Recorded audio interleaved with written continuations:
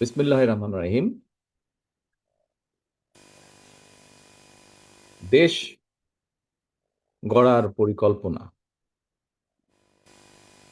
এই অনুষ্ঠানের সম্মানিত সভাপতি জনাব রুহুল কবির রিজভী, মঞ্চে উপস্থিত জয়েন্ট সেক্রেটারি সোহেল সহ আমার সামনে উপস্থিত আলোচক বৃন্দ এবং ছাত্র দলের প্রিয় ভাই ও বোনেরা, আসসালামু আলাইকুম। প্রিয় ভাই বোনেরা, আজকে আমরা এখানে যেই বিষয়গুলো নিয়ে সারাদিন আলোচনা হয়েছে, আলাপ হয়েছে, আমি যখন জয়েন করেছি, লাইনে কানেক্ট হয়েছি, তখন আমি দেখলাম বেশ কয়েকজন তোমরা বিভিন্ন বিষয়ে প্রশ্ন করেছো আমাদের কয়েকজন আলোচক বৃন্দকে, যারা তোমাদের সামনে তুলে ধরেছে বিষয়গুলো। তোমরা বিভিন্ন তোমাদের মনের মধ্যে যে প্রশ্ন আছে সেই প্রশ্নগুলো তাদের সামনে তোমরা তুলে ধরেছো। প্রশ্ন থাকাটাই স্বাভাবিক। আমাদের অনুষ্ঠানটার নাম আমরা আজকে কি দিয়েছি? আমাদের অনুষ্ঠান নামটাই আমরা দিয়েছি দেশ গড়ার পরিকল্পনা। প্রিয় ভাই বোনেরা, তোমরা যদি, নিশ্চয়ই তোমাদের মধ্যে অনেকেই জানো, যদিও তোমরা ইতিহাসের পাতা থেকে তোমরা জানো, বিভিন্নভাবে তোমরা জানো, শুনেছো, যারা সিনিয়র নেতৃবৃন্দ আছে সবার কাছ থেকে তোমরা তোমাদের জুনিয়র যারা আছে তাদেরকেও নিশ্চয়ই বলেছো। এখানে আমাদের আজকে সভাপতি সাহেব ওনার বক্তব্যে একটি কথা বলেছেন যে দেশ স্বাধীনের পরে, 90-এর স্বৈরাচারের আন্দোলনের পরে বিভিন্ন সময় দেশ যখন সংকটের সময় ছিল, সংকটের ভিতর দিয়ে গিয়েছে, এবং তারপরে বাংলাদেশের জনগণ যখন বিএনপিকে দেশ পরিচালনার দায়িত্ব দিয়েছে, তখন ধীরে ধীরে কিন্তু বিএনপি অবস্থার পরিবর্তন ঘটিয়েছে, অবস্থার উন্নতি ঘটিয়েছে বিএনপি। প্রিয় ভাই বোনেরা, এই মুহূর্তে আমরা যদি দেখি, আমরা আগামী 2 মাস পরে একটি নির্বাচন প্রত্যাশা করছি। এই দেশটি গত 16 বছর যেই স্বৈরাচার পালিয়ে গিয়েছে, যেই স্বৈরাচারকে বাংলাদেশের জনগণ বিতাড়িত করেছে আন্দোলনের মাধ্যমে, সেই স্বৈরাচার এই দেশের প্রত্যেকটি ক্ষেত্রকে কিভাবে ধ্বংস করে দিয়ে গিয়েছে, এটি আমরা জীবনের পরতে পরতে অনুভব করতে পারি। কিভাবে দেশের অর্থনৈতিক ব্যবস্থা ভেঙে দিয়ে গিয়েছে, কিভাবে দেশের আইন শৃঙ্খলা ভেঙে দিয়ে গিয়েছে, কিভাবে দেশের শিক্ষা ব্যবস্থাকে ধ্বংস করে দিয়ে গিয়েছে, কিভাবে দেশের স্বাস্থ্য ব্যবস্থাকে ধ্বংস করে দিয়ে গেছে, কিভাবে দেশের প্রাকৃতিক অবস্থাগুলোকে, নদী নালা খাল বিল বন জঙ্গলকে ধ্বংস করে দিয়ে গিয়েছে, কিভাবে দেশের কৃষি, যেটাই বলি না কেন, সব কিছুকে যেভাবে ধ্বংস করে দিয়ে গিয়েছে, এর ভুক্তভোগী কিন্তু এই দেশের মানুষ। এখন একটি রাজনৈতিক দল হিসাবে এবং এই মুহূর্ত পর্যন্ত আত্মবিশ্বাসের সঙ্গে আমরা বলতে পারি বাংলাদেশের জনপ্রিয় রাজনৈতিক দল হিসাবে বিএনপির দায়িত্ব হচ্ছে দেশকে সঠিকভাবে পরিচালনা করা। দেশের মানুষ যখন বিএনপিকে দেশের দায়িত্ব, পরিচালনার দায়িত্ব দেবে, প্রিয় ভাই বোনেরা, যেদিন স্বৈরাচার পালিয়ে যায়, আমাকে মহাসচিব সাহেব তখন ফোন করলেন। ফোন করে বললেন যে জাতীয় সরকার গঠিত করলে ভালো হয় কিনা, অথবা আমরা জাতীয় সরকারে যাব কিনা। তখন বিভিন্ন রকম একটা হেফাজত কন্ডিশন। আমি তখন বলেছিলাম যে আমরা জনগণের রায় মাথা পেতে নেব, আমরা জনগণের কাছে যাব, আমরা জনগণ যে সিদ্ধান্ত দিবে তাই আমরা মাথা পেতে নেব। কাজেই আমি সেই মুহূর্তে মনে করেছিলাম যে জাতীয় সরকারে আমরা যাব না। আমাদের লক্ষ্য, আমাদের উদ্দেশ্য সব কিছু নিয়ে আমরা জনগণের সামনে দাঁড়াবো। আমরা স্লোগানে বলি যে জনগণই আমাদের সকল ক্ষমতার, রাজনৈতিক ক্ষমতার উৎস। কাজে জনগণই যদি আমাদের রাজনৈতিক ক্ষমতার উৎস হয়ে থাকে, তাহলে কেন আমরা জনগণের সামনে গিয়ে দাঁড়াবো না? আমাদের লক্ষ্য বলবো দেশকে নিয়ে, জনগণকে নিয়ে, আমাদের উদ্দেশ্য বলবো দেশকে নিয়ে, জনগণকে নিয়ে, এবং জনগণ যে সিদ্ধান্ত দেবে আমরা মাথা পেতে সে সিদ্ধান্ত নিব। প্রিয় ভাই বোনেরা, তোমাদের নিশ্চয়ই মনে আছে, আজকে থেকে প্রায় 3 বছর আগে বাংলাদেশে তখনও স্বৈরাচার বিপুল দাপটে এই দেশকে, দেশের মানুষের বাক স্বাধীনতার গলা টিপে রেখেছে, দেশের মানুষের রাজনৈতিক অধিকারের গলা টিপে রেখেছে। কিন্তু সেই রক্তচক্ষুকে উপেক্ষা করে আমরা দেশের মানুষের সামনে সংস্কার প্রস্তাব দিয়েছিলাম, যেটি 31 দফা হিসেবে পরিচিত সকলের কাছে, তাই নয়? মনে আছে নিশ্চয়ই তোমাদের। এই 31 দফার মধ্যে তোমরা এই 31 দফা মানুষের কাছে নিয়ে গিয়েছ। আজকে আমরা 31 দফার ভেতর থেকে বিভিন্ন শ্রেণীর মানুষের কিভাবে আমরা ভাগ্যের পরিবর্তন ঘটাতে পারি, সংক্ষেপে তোমাদের সামনে আজকে 8টি সাবজেক্ট উপস্থাপন করা হয়েছে। এর মধ্যে আছে, এখানে এক বোন বলেছে, আহ, সে আহ, আহ, আহ, ক্ষুদ্র জনগোষ্ঠীর প্রতিনিধিত্ব হিসেবে বলেছে, তার প্রশ্নটি অন্যরকম ছিল। অন্য অন্য অনেকেই বলেছে, শিক্ষা নিয়ে বলেছে, অনেক কিছু নিয়ে বলেছে। দেখো, বাংলাদেশ যখন 1971 সালে স্বাধীন হয়, সেই স্বাধীনতা যুদ্ধে লক্ষ লক্ষ মানুষ যুদ্ধ করেছে, লক্ষ লক্ষ মানুষ প্রাণ দিয়েছে যুদ্ধে। অর্থাৎ দেশটি স্বাধীন করার জন্য কিন্তু লক্ষ লক্ষ মানুষকে এক কাতারে এসে দাঁড়াতে হয়েছে। আজকে আমরা দেশ গড়ার পরিকল্পনা, এই কাজটি যদি আমাদেরকে সফল করতে হয়, সারাদিন যে সকল বিষয় নিয়ে তোমরা আলোচনা করলে, এই কাজগুলোকে নিয়ে যদি আমাদের সফল করতে হয়, অর্থাৎ দেশকে যদি সামনে নিয়ে যেতে হয়, মানুষকে যদি তার অবস্থান পরিবর্তন করে ভালো অবস্থানে নিতে হয়, তাহলে আমাদের সকলকে কাঁধে কাঁধ মিলিয়ে কাজ করতে হবে। আমি গত 5ই আগস্টের পর থেকে, আমি গত প্রায় 1 বছরের বেশি সময় ধরে বলে আসছি যে আমাদের সামনের সময়গুলো কিন্তু খুব ভালো নয়। সামনে অনেক কঠিন সময়ে অপেক্ষা করছে আমাদের জন্য। বিভিন্নভাবে বিভিন্ন রকম ষড়যন্ত্র বিভিন্ন জায়গায় হচ্ছে। এই ষড়যন্ত্র রুখে দিতে পারে এই দেশের জনগণ, এবং এই ষড়যন্ত্র জনগণকে নিয়ে সাথে রুখে দিতে পারে বিএনপি, বাংলাদেশ জাতীয়তাবাদী দল। এই ষড়যন্ত্র এই ষড়যন্ত্র রুখে দেবার একমাত্র উপায় হচ্ছে গণতন্ত্র, গণতন্ত্র এবং গণতন্ত্র। আমরা যদি গণতন্ত্রকে প্রতিষ্ঠিত করতে পারি, যে কোনো মূল্যে জনগণের মতামতকে প্রতিষ্ঠিত করতে পারি, তাহলে অবশ্যই অনেক ষড়যন্ত্রকে আমরা রুখে দিতে পারবো। কিন্তু ষড়যন্ত্রকে রুখে দিতে পারলেও তারপরেও কিন্তু সামনে অনেক কঠিন সময়। একটু আগেই আমি বলেছি, এবং তোমরা নিজেরাও জানো, তোমরা আজকে ছাত্র দলের প্রতিনিধি হিসাবে এখানে প্রত্যেকে উপস্থিত আছো, ছাত্র হিসাবে তোমাদের নিজেদের ধারণা আছে। প্রত্যেকটি ক্ষেত্রে একটি অরাজকতা বিরাজ করছে। কাজে আমরা এখানে আজকে অর্থনীতি নিয়ে আলাপ করেছি। আমরা এখানে তরুণ যে সমাজ, কয়েকজন তোমরা প্রশ্ন করেছে, তরুণ যে সমাজ, তাদের সামনে সবচেয়ে বড় যেই সমস্যাটি, তাদের কর্মসংস্থানের বিষয়, এই কর্মসংস্থানের বিষয় নিয়ে আমরা আজকে এখানে আলাপ করেছি। আমরা দেশের মানুষের স্বাস্থ্য নিয়ে এখানে আলোচনা করেছি। আমরা এখানে দেশের যে অর্ধেক সমাজ নারী সমাজ, এই নারী সমাজকে কিভাবে এম্পাওয়ার করা যায় এবং তাদের কন্ট্রিবিউশনকে সমাজের মধ্যে নিয়ে আসা যায়, এবং যেটার শুভ ফল দেশের অর্থনীতি, দেশের সমাজ ব্যবস্থা, পরিবার, স্বাস্থ্য সব কিছুর উপরে সে অবস্থা, শুভ অবস্থাটা পড়বে, কিভাবে সেটা করা যায় তা নিয়ে আমরা আলোচনা করেছি। দেশের পরিবেশ নিয়ে আমরা আলোচনা করেছি। দেশের শিক্ষা ব্যবস্থা নিয়ে আমরা আলোচনা করেছি। কিভাবে শিক্ষা ব্যবস্থাকে আমরা গড়ে তুলতে পারি, কিভাবে শিক্ষকদেরকে আমরা গড়ে তুলতে পারি সুন্দরভাবে, কারণ শিক্ষকদেরকে যদি আমরা গড়ে তুলতে পারি, তাহলে ভবিষ্যৎ শিক্ষা ব্যবস্থাকেও সুন্দরভাবে গড়ে তুলতে পারবো। কিন্তু এই কাজগুলো করা কিন্তু কঠিন কাজ, নট ইম্পসিবল, কিন্তু অনেক কঠিন কাজ।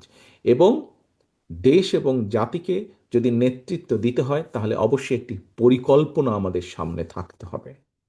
প্রিয় ভাই বোনেরা, তোমরা আজকে যখন এই হলে এসে বসেছো, তোমাদের আলোচনা শুরু হয়েছে। তোমরা যে আলোচনা শুরু হবার সময় তোমাদেরকে প্রত্যেকে একটা করে ফোল্ডার দেওয়া হয়েছে, এবং কিছুক্ষণ পরে, খুব সম্ভবত লাঞ্চের পরে, তোমাদের সকলকে আলাদা আবার হাতে হাতে একটা লিফলেট দেওয়া হয়েছে না তোমাদের? সেই লিফলেটের মধ্যে কি আছে? সেই লিফলেটের মধ্যে কি আছে আমি বলছি। আলাদা একটি লিফলেট তোমাদেরকে দেওয়া হয়েছে। এখানে সোহেল, আজকে যে অনুষ্ঠান পরিচালনা করছে আমাদের জয়েন্ট সেক্রেটারি সোহেল, তার বক্তব্যে সোহেল কিন্তু একটি গুরুত্বপূর্ণ কথা বলেছে।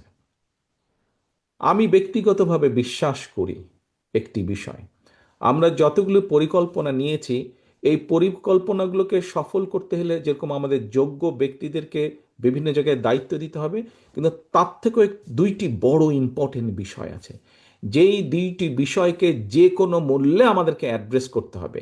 এবং এই দুইটি বিষয়কে যদি আমরা অ্যাড্রেস করতে না পারি, আমাদের পুরা জাতি এবং দেশ সংকটের মধ্যে পড়বে। কি দুটি বিষয়? এক, দুর্নীতি, যে কোনো মূল্যে এই দুর্নীতির লাগাম টেনে ধরতে হবে। দুই, আইন শৃঙ্খলা পরিস্থিতি, যে কোনো মূল্যে আইন শৃঙ্খলা পরিস্থিতির লাগাম টেনে ধরতে হবে। যদি আমরা দুর্নীতি এবং আইন শৃঙ্খলা যদি আমরা দুর্নীতি এবং আইন শৃঙ্খলার লাগাম টেনে ধরতে না পারি, তাহলে আমরা যে পরিকল্পনাগুলি গ্রহণ করেছি মানুষের স্বাস্থ্য নিয়ে, দেশের ভবিষ্যৎ সন্তানদের শিক্ষা ব্যবস্থা নিয়ে, নারী সমাজকে এম্পাওয়ার্ড করার জন্য, দেশের কৃষি ব্যবস্থা, প্রত্যেকটি পরিকল্পনা আমাদের বাধাগ্রস্ত হবে, স্লো হয়ে যাবে আমাদের। সেজন্যই আমাদের সরকার গঠনের সুযোগ পাওয়ার সাথে সাথে সর্বপ্রথমে আমাদেরকে নজর দিতে হবে, সর্বপ্রথমে আমাদেরকে ব্যবস্থা করতে হবে দুর্নীতির লাগাম কিভাবে আমরা টেনে ধরব। প্রিয় ভাই বোনেরা, তোমাদের হাতে যে লিফলেটটা দেওয়া হয়েছে, এই লিফলেটের মধ্যে একদম তথ্য দিয়ে উপস্থাপন করা হয়েছে যে বিএনপি 2001 সাল থেকে 2006 সাল পর্যন্ত যখন দেশ পরিচালনার দায়িত্বে ছিল, তার আগে এই যেই স্বৈরাচারকে বিদায় করা হয়েছিল, সেই স্বৈরাচার যখন দেশ ক্ষমতায় ছিল, সেই সময় কিভাবে তারা দুর্নীতিতে দুর্নীতি ছেয়ে ফেলেছিল দেশকে, এবং 2001 সালে দায়িত্ব পাবার পরে কিভাবে খালেদা জিয়ার সরকার ধীরে ধীরে ধীরে ধীরে দুর্নীতির অবস্থার উন্নতি ঘটিয়েছিল, দুর্নীতি থেকে ধীরে ধীরে কিভাবে দেশকে বের করে নিয়েছিল, একটি আন্তর্জাতিক সংস্থার যে অ্যানালাইসিস, সেই অ্যানালাইসিস একদম পুরা সুন্দরভাবে তোমাদের সামনে তুলে ধরা হয়েছে সেই লিফলেটটার মধ্যে। কাজেই আমরা দৃঢ়ভাবে, অত্যন্ত আত্মবিশ্বাসের সঙ্গে বলতে পারি, এই বাংলাদেশে যদি দুর্নীতির লাগাম টেনে ধরতে পারে, তাহলে একমাত্র বাংলাদেশ জাতীয়তাবাদী দলই পক্ষেই সেটা সম্ভব। সেটি করা সম্ভব একমাত্র কারণ আমরা অতীতে করেছি, আমরা ইনশাল্লাহ ভবিষ্যতে দেশের মানুষ ভবিষ্যতে ইনশাল্লাহ আমরা সেই কাজটি করিয়ে দেখাতে পারবো। প্রিয় সহকর্মীবৃন্দ, কেউ কেউ বলে থাকে স্বৈরাচার যেভাবে বিএনপি সম্পর্কে, এই যে স্বৈরাচার, পলাতক যে স্বৈরাচার, তারা বিএনপির সম্পর্কে যেসব মিথ্যা প্রপাগান্ডা ছড়াতো, আমরা ইদানিং লক্ষ্য করছি কিছু কিছু ব্যক্তি বা দল ঠিক একই সুরে গান গাইছে বা একই সুরে কতগুলো কথা বলার চেষ্টা করছে। এখন প্রশ্ন হচ্ছে, তাদেরও তো দুইজন ব্যক্তি আমাদের সাথে সেই সময় সরকারে ছিল। এই দুজন ব্যক্তি পৃথিবীতে আর নেই। দুজনই সিনিয়র মানুষ, দুজনেই সিনিয়র রাজনীতিবিদ ছিলেন। তারা তারা গত হয়েছেন। কাজেই যে মানুষ নেই তাদের সম্পর্কে অবশ্যই খারাপ কথা বলা উচিত নয়। তাদের প্রতি পরিপূর্ণ সম্মান রেখেই বলতে চাই, সেই দুইজন ব্যক্তির বিএনপি সরকারে শেষ দিন পর্যন্ত থাকা প্রমাণ করে দেয় এক, দুটো জিনিস প্রমাণ করে যৌক্তিকভাবে। এক, তারা অবশ্যই পূর্ণ কনফিডেন্স ছিল খালেদা জিয়ার উপরে যে খালেদা জিয়া দুর্নীতির বিরুদ্ধে যুদ্ধ করছে, সেজন্যই তারা শেষ দিন পর্যন্ত ছিল। সেজন্যই তারা শেষ দিন পর্যন্ত ছিল। এখন তাদের দলের অন্য যে যত বড় বড় কথা বলি কি না কেন, খালেদা জিয়া শেষ দিন পর্যন্ত দুর্নীতির বিরুদ্ধে যুদ্ধ করেছে এবং দুর্নীতির অবস্থার পরিবর্তন ঘটেছে, এই আত্মবিশ্বাস তাদের মধ্যে ছিল। তারা দেখেছিল সেই সরকারকে, কারণ তো সরকারের ভেতরেই ছিল।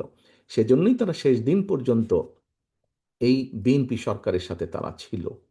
আমরা এইভাবেই ধরে নেব, আমরা অন্য কিছু বলতে চাই না। কেউ কেউ বলে থাকে যে কেউ কেউ বলে থাকে যে তাদের বিরুদ্ধে কোনো কিছু অভিযোগ পাওয়া যায় না। আজকে যখন নিরপেক্ষ কোর্ট বসেছে, স্বৈরাচারের সময় আমরা দেখেছি কিভাবে আদালতকে ইনফ্লুয়েন্স করা হতো, কিন্তু স্বৈরাচার পালিয়ে যাওয়ার পরে মোটামুটি আমরা বলতে পারি যে আদালত এখন নিরপেক্ষতা আমরা আশা করি। সেই নিরপেক্ষ আদালত থেকে আমরা দেখেছি কারো বিরুদ্ধেই কোনো জিনিস প্রমাণিত হয়নি, এটি ছিল প্রোপাগান্ডা। কাজেই আমাদেরকে আজকে এই এই এই কনক্লুশনই আসতে হবে যে একমাত্র বিএনপি পেরেছিল দেশকে দুর্নীতি থেকে বের করে নিয়ে আসতে। ইনশাল্লাহ আগামী দিনেও বিএনপি পারবে। এবার আসো আইন শৃঙ্খলা। এবার আসো আরেকটি বিষয় আমি উল্লেখ করতে চাই তোমাদের সামনে, সেটি হচ্ছে আইন শৃঙ্খলা পরিস্থিতি। প্রিয় ভাই বোনেরা, তোমাদের অনেকেরই বয়স তখন আজকে থেকে অনেক কম ছিল, কিন্তু তোমরা নিশ্চয়ই শুনেছ অনেক মানুষের কাছে, সহকর্মী হোক, পরিবারের সদস্য হোক, আত্মীয় স্বজন হোক, বিগত বিএনপি সরকারের সময় আমরা বিভিন্ন আইন শৃঙ্খলা বাহিনী তৈরির মাধ্যমে আমরা দেশে আইন শৃঙ্খলা পরিস্থিতির উন্নতি ঘটিয়েছিলাম। হ্যাঁ, পরবর্তীকালে আমরা দেখেছি যে এই যে বিগত যে স্বৈরাচার পালিয়ে গেছে, তারা তাদের ক্ষমতার অপব্যবহার করে সেই আইন শৃঙ্খলা বাহিনীকে রাজনৈতিক স্বার্থে ব্যবহার করেছিল, এবং রাজনৈতিক স্বার্থে ব্যবহার করে পুরা জাতি দেশকে বিশ্বের সামনে কলঙ্কিত করেছে। সেই আইন শৃঙ্খলা বাহিনীকেও তারা কলঙ্কিত করেছে, সেটি হচ্ছে তারা অপব্যবহার করেছিল।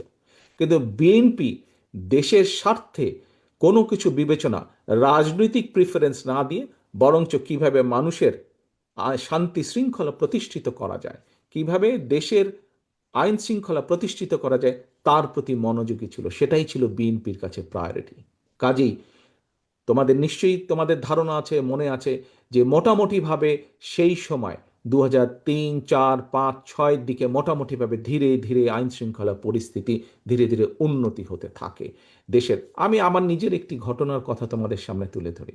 একদিন সেটি খুব সম্ভব 2004-5 দিকে হবে, 5 দিকের ঘটনা। আমি রাত্রেবেলায় অফিস থেকে বাড়িতে ফিরছি। আমি নিজেই গাড়ি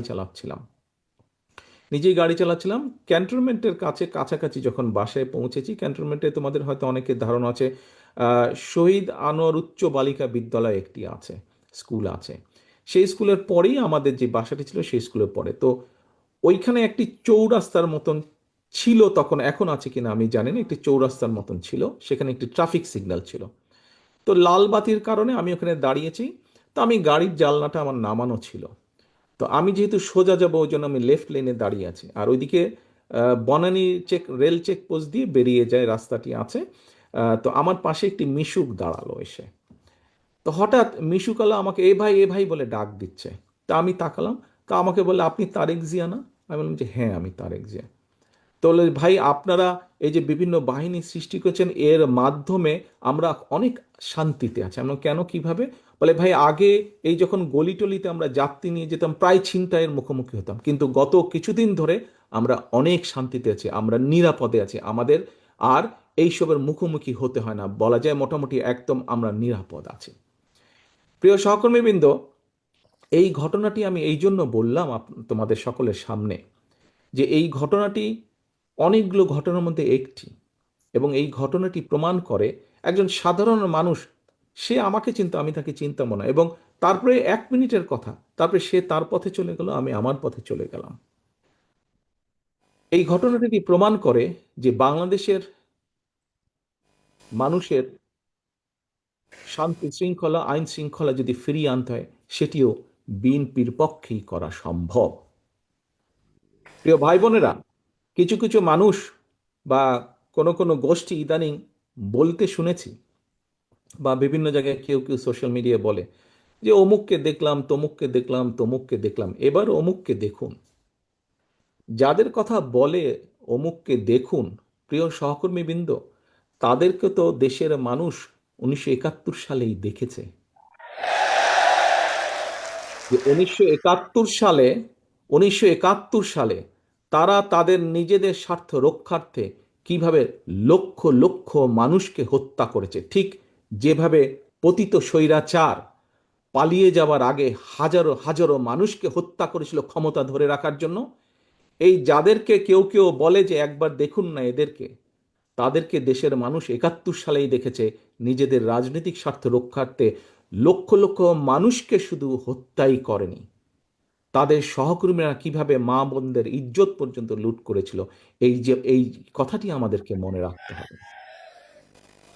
এখন প্রিয় ভাই বোনেরা, কথা অনেক হয়েছে, কথা অনেক হয়েছে। আমাদের লক্ষ্য একটাই, আমাদের উদ্দেশ্য একটাই, কি? দেশকে আমাদের গড়তে হবে। এই দেশকে শহীদ জিয়া গড়েছেন। দেশ স্বাধীনের পরে যখন এই দেশে দুর্ভিক্ষ হয়েছে, শহীদ জিয়া যখন দেশ পরিচালনার দায়িত্ব পেয়েছিলেন, এই দুর্ভিক্ষ কবলিত দেশকে উনি খাদ্য রফতানির দেশে পরিণত করেছিলেন। ঠিক একইভাবে পরবর্তীতে 90 স্বৈরাচারের পরে এই দেশকে আবারও দেশনেত্রী খালেদা জিয়া গড়েছিলেন। 96 2001-এর পরে আবারও ধ্বংসপ্রাপ্ত দেশকে, একটু আগেই বললাম তোমাদের সামনে একদম তথ্য প্রমাণ আছে, দুর্নীতি নিমজ্জিত একটি দেশকে কিভাবে খালেদা জিয়া আবার উপরে উঠে নিয়ে এসেছিলেন। প্রিয় সহকর্মীবৃন্দ, অনেক আলাপ হয়েছে, অনেক তর্ক বিতর্ক হয়েছে। গত 1 বছর ধরে আমরা দেখেছি, পত্রিকার পাতা খুললেই, টিভি চালালেই, ইউটিউবে গেলেই আমরা দেখেছি বিভিন্ন সংস্কার নিয়ে আলোচনা হয়েছে। কিন্তু একটি সংস্কার মধ্যে তোমরা আজকে যেই কয়টি বিষয় নিয়ে আলোচনা করেছো, তোমাদের কর্মসংস্থান, তরুণ সমাজের কর্মসংস্থান নিয়ে আলাপ করেছো, মহিলাদের এম্পাওয়ারমেন্ট নিয়ে আমরা আলোচনা করেছি, কৃষকের কৃষি কার্ড নিয়ে আমরা আলোচনা করেছি, আমরা মানুষের স্বাস্থ্য সেবার জন্য প্রান্তিক মানুষের দোরগোড়ায় স্বাস্থ্যসেবা পৌঁছে দেওয়ার জন্য আমরা স্বাস্থ্যকর্মীর বিষয় নিয়ে আলোচনা করেছি। আমরা আরও আলোচনা করেছি কিভাবে আমরা খাল খনন করব, কিভাবে আমরা বৃক্ষরোপণ করব। তোমাদের কাছে একটি প্রশ্ন, বিগত 1 বছর ধরে আমরা যে সংস্কার আলোচনা দেখলাম, বহু দলের এই যে সরকার যে উদ্যোগ গ্রহণ করেছিল, এগুলি, এই যে আজকে তোমরা এই যেই বিষয়গুলি নিয়ে আলোচনা করেছো, সেই বিষয়গুলো কি তোমরা মনে করো এই প্রত্যেকটি বিষয় প্রত্যেকটি সাধারণ মানুষের জীবনের সাথে সম্পর্কিত? তোমরা কি মনে করো? তোমরা সারাদিন যেই বিষয়গুলি নিয়ে আলাপ করেছো, তোমরা কি মনে করো যে এই প্রত্যেকটি বিষয় সাধারণ মানুষের সাথে, জীবনের সাথে সম্পর্কিত? Yes or no? ইয়েস কি ইয়েস?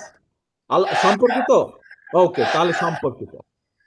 প্রিয় সহকর্মীবৃন্দ, হ্যাঁ, যেগুলা সংস্কার নিয়ে আলাপ হয়েছে, এর মধ্যে বিএনপিও 3 বছর আগে অনেক কিছু বলেছে, সেই সংস্কারগুলো প্রয়োজন। তবে সবচাইতে বেশি প্রয়োজন মানুষের ভাগ্যের পরিবর্তন। এবং আজ সারাদিন তোমরা যা আলোচনা করেছিল, এই কাজগুলো যদি আমরা করতে পারি, তাহলেই একমাত্র মানুষের ভাগ্যের পরিবর্তন করা সম্ভব। এবং মানুষের ভাগ্যের পরিবর্তন হলে, মানুষের যখন তরুণ যুবক যুবতীরা যখন চাকরি বাকরি কর্মসংস্থান করতে পারবে, কৃষক যখন কৃষি কার্ডের মাধ্যমে ধীরে ধীরে স্বাবলম্বী হয়ে উঠবে, নারী যখন ফ্যামিলি কার্ডের মাধ্যমে ধীরে ধীরে স্বাবলম্বী হয়ে উঠবে, যখন আমরা দেশের মানুষের আস্তে আস্তে ধীরে ধীরে রোগীর সংখ্যা কমিয়ে ফেলতে পারবো, যখন আমাদের খাল বিলগুলোতে পানি থাকবে, বন্যা হবে না, তখনই মানুষের ভাগ্যের পরিবর্তন ঘটবে। এবং মানুষের ভাগ্যের পরিবর্তন ঘটা মানে দেশের ভাগ্যের পরিবর্তন ঘটবে। প্রিয় ভাই বোনেরা, বিএনপি বাংলাদেশকে সিঙ্গাপুরও বানাতে চায় না, মালয়েশিয়াও বানাতে চায় না, কানাডাও বানাতে চায় না, যুক্তরাষ্ট্র বানাতে চায় না। আমরা চাই একটি স্বাবলম্বী বাংলাদেশ, যেই বাংলাদেশে মানুষ দেশের ভিতরে কর্মসংস্থানের ব্যবস্থা থাকবে, খেয়ে পরে বেঁচে থাকবে, শান্তিতে থাকবে, যেখানে দুর্নীতি নিয়ন্ত্রণ থাকবে, দুর্নীতির লাগাম টেনে ধরতে আমরা সক্ষম হব। সেরকম একটি বাংলাদেশ চাই। অনেক কথা হয়েছে, আসো। প্রথমেই আমি বলেছি দেশ স্বাধীন সকলে কাঁধে কাঁধ মিলিয়ে করেছি। দেশ স্বাধীনতার যে যুদ্ধ, সেই যুদ্ধ কাঁধে কাঁধ মিলিয়ে লক্ষ লক্ষ মানুষ একসাথে করেছে, তখন কেউ তাকায়নি কে কি। আজকে আসো, দেশ গড়ার যে পরিকল্পনা, এই পরিকল্পনা সফল করতে হলে তোমাদেরকে আজকে ছড়িয়ে ছিটিয়ে পড়তে হবে সারা দেশে, যে যেখান থেকে এসেছো। এবং শুধু ছড়িয়ে ছিটিয়ে পড়লে চলবে না, তোমাদের হাতে যে ফোল্ডারটি দেওয়া হয়েছে, হয়তো সংখ্যা কম, আমরা চেষ্টা করব তোমাদের কাছে আরও এই ডকুমেন্টগুলো পাঠাতে। মানুষের দৌড় গোড়ায় চলে যেতে হবে, প্রত্যেকে দৌড় গোড়ায় চলে যেতে হবে, দলের একজন প্রতিনিধি হিসাবে, দলের অ্যাম্বাসাডার হিসাবে। তোমাদের ছাত্র দলের প্রত্যেকটি নেতাকর্মীকে তোমার এলাকার, গ্রামের, ওয়ার্ডের, ইউনিয়নের গোড়ায় গোড়ায় চলে যেতে হবে, ঘরের দরজায় দরজায় চলে যেতে হবে।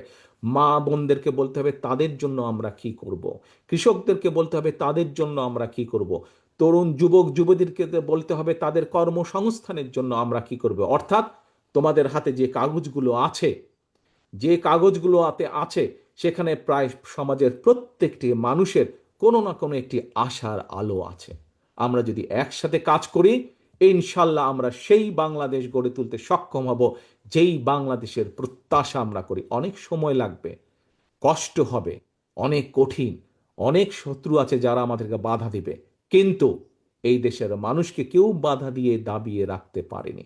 ইনশাল্লাহ দেশ গড়ার পরিকল্পনা কাজ যখন আমরা শুরু করব বাংলাদেশের মানুষের রায় নিয়ে, তখনও ইনশাল্লাহ কেউ আমাদেরকে দাবিয়ে রাখতে পারবে না।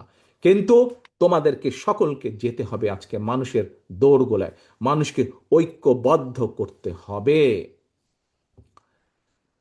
ভাই বোনেরা, তোমাদেরকে আরেকটি কথা বলি। এই দুইটি বিষয় আমি উল্লেখ করব। দুইটি বিষয় উল্লেখ করে আজকে তোমাদেরকে ছেড়ে দিব, এবং ছেড়ে দেওয়ার পরে যেই কাজটি বললাম সেই কাজটিতে কিন্তু তোমাদেরকে প্ল্যান করতে হবে। তোমরা এখানে যারা আজকে ছাত্রদলের বিভিন্ন ইউনিটের নেতৃবৃন্দ উপস্থিত আছো, তোমাদের নিচে তোমাদের আরো অনেক সহকর্মী আছে। তোমরা যে যার ইউনিটে ফিরে যাবে, সবাইকে ডাকবে। তোমরা যা জেনে গেলে, যা শিখে গেলে, তাদেরকে সেগুলো তোমরা বলবে, বোঝাবে, এবং ছুটে বেড়াতে হবে, ছড়িয়ে পড়তে হবে। মানুষের ঘরে ঘরে ছড়িয়ে পড়তে হবে। মানুষকে বলতে হবে যে বিএনপি আগামী দিনে এই কাজ আপনাদের জন্য করতে চায়। তোমার দল কি? বাংলাদেশ জাতীয়তাবাদী দল। বাংলাদেশ জাতীয়তাবাদী দল এই কাজগুলো কৃষকের জন্য এই করতে চায়, নারী সমাজের জন্য এই করতে চায়, ছাত্র ছাত্রীদের জন্য এই করতে চায়, শিক্ষকদের জন্য এই করতে চায়, মসজিদের ইমাম মুয়াজ্জেম সাহেবদের জন্য এই করতে চায়। প্রত্যেকটি মানুষের কাছে তার তার মেসেজগুলো পৌঁছে দিতে হবে। প্রিয় সহকর্মীবৃন্দ, আমরা মানুষ, পৃথিবীতে আমরা বসবাস করি। আমরা মানুষ হিসাবে মানুষের জন্য আমরা কাজ করতে পারি। আমাদের সীমাবদ্ধতা আছে, পার্থিব সীমাবদ্ধতা আছে। সেই পার্থিব সীমাবদ্ধতার মধ্যে থেকে আমরা মানুষকে যা দিতে পারি, যা করতে পারি, আমরা মানুষের কাছে সেটি কমিট করব, সেটি কমিটমেন্ট দেব। এখন এখন যার মালিক আমি বা তুমি কেউ না, তার কমিটমেন্ট কি আমরা দিতে পারি? তার কমিটমেন্ট আমরা দিতে পারি না, যা আমাদের সাধ্যের বাইরে। এখানে আমরা মুসলমান আছি, অন্য ধর্মের মানুষও এখানে উপস্থিত আছে। মুসলমান হিসেবে আমরা বিশ্বাস করি এই পৃথিবীতে এবং পৃথিবীর বাইরে যাবতীয় যা কিছু আছে, আমরা যা কল্পনা করি, যা কল্পনা করতে পারি না, সকল কিছুর মালিক একমাত্র আল্লাহ তাআলা, একমাত্র আল্লাহ রাব্বুল আলামিন।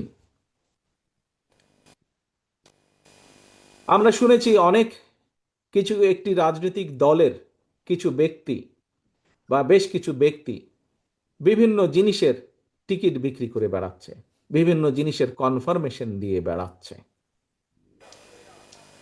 তো এখন এখন আমি যতটুকু বুঝি, অনেক মুরব্বী ব্যক্তি আছেন, বুজুর্গ ব্যক্তি আছেন ধর্মীয় বিষয়। আমি একজন সাধারণ নর্মাল একজন মুসলমান হিসেবে আমি যতটুকু বুঝি, যা আমার না, আমি যদি তা দেবার কথা বলি, অর্থাৎ যার যেটি আমার না সেটির কমিটমেন্ট যদি করি, তাহলে আমি তার সাথে পাল্লা দিচ্ছি। অর্থাৎ দোজক বেহেশত দুনিয়া সবকিছুর মালিক আল্লাহ। যেটার মালিক আল্লাহ, যেটার কথা একমাত্র আল্লাহ তাআলাই বলতে পারে, সেখানে যদি আমি কিছু বলতে চাই, আমার নর্মাল দৃষ্টিকোণ থেকে আমি বুঝি যে সেটি হচ্ছে শিরিক, সেটি হচ্ছে শিরিকের পর্যায়ে পড়ে। কাজে তোমাদেরকে ঘরে ঘরে যেতে হবে এবং বলতে হবে যারা এইসব কথা বলে তারা শিরিক করছে। আপনি যদি তাদের কথা শোনেন, আপনিও শিরিকের পর্যায়ে পড়ে যাবেন। যার অধিকার একমাত্র আল্লাহ তাআলার, সেটি একমাত্র আল্লাহর অধিকার। কে কোথায় যাবে, কার ইহকালে কি হবে, পরকালে কি হবে, তার অধিকার একমাত্র, ডিসাইড করার অধিকার একমাত্র আল্লাহর। আমরা পৃথিবীতে মানুষ হিসাবে আমরা মানুষের দেখভাল যতটুকু সম্ভব আমাদের দৃষ্টি থেকে আমরা করতে পারবো, আমাদের শক্তি সামর্থ্য অনুযায়ী করতে পারবো। আমরা এ কালেরটা করতে পারবো, এ কালেরটা কম বেশি আমরা মানুষ হিসাবে যা আমাদেরকে ক্ষমতা আল্লাহ দিয়েছে তার ভিতরে করতে পারবো। যা ক্ষমতার বাইরে তা আমরা করতে পারবো না। কাজী যারা এসব কথা বলে তারা ইনেবে শিরিক করছে। একজন মুসলমান হিসেবে আমি সেটাই বুঝি। এই কথাগুলো তোমাদেরকে পৌঁছে দিতে হবে। তবে সবচেয়ে বড় কথা হচ্ছে, যা তোমরা আজকে শিখে গিয়েছো, যা তোমরা আজকে জেনে গিয়েছো, যা তোমরা আজকে বুঝে গিয়েছো, এগুলো মানুষের দোরগোড়ায় পৌঁছে দিতে হবে তোমাদেরকে। তোমাদেরকে বিএনপির অ্যাম্বাসাডার হিসাবে যেতে হবে, আজকে মানুষের রাষ্ট্রদূত হিসাবে, দূত হিসাবে যেতে হবে। এখন আমার প্রশ্ন তোমাদের কাছে, তোমরা কি এই কঠিন কাজটি করতে পারবে? যদি তোমরা এই কঠিন কাজটি করতে পারো, তাহলে ইনশাল্লাহ বিএনপি দেশ গড়ার যে পরিকল্পনা, সেই পরিকল্পনার পক্ষে ইনশাল্লাহ আমরা জনগণের রায় পাব, এবং জনগণের রায় ইনশাল্লাহ পেলে ইনশাল্লাহ আমরা এই পরিকল্পনাকে ধীরে ধীরে পর্যায়ক্রমিকভাবে বাস্তবায়ন করব ইনশাল্লাহ। প্রিয় সহকর্মীবৃন্দ, আশা করি, প্রত্যাশা করি এবং ইনশাল্লাহ তোমরা তোমাদের কাজে সফল হও। তোমাদের সেই সফলতা কামনা করে আমার বক্তব্য শেষ করছি। আল্লাহ হাফেজ। বাংলাদেশ জিন্দাবাদ। বাংলাদেশ জাতীয়তাবাদী দল জিন্দাবাদ।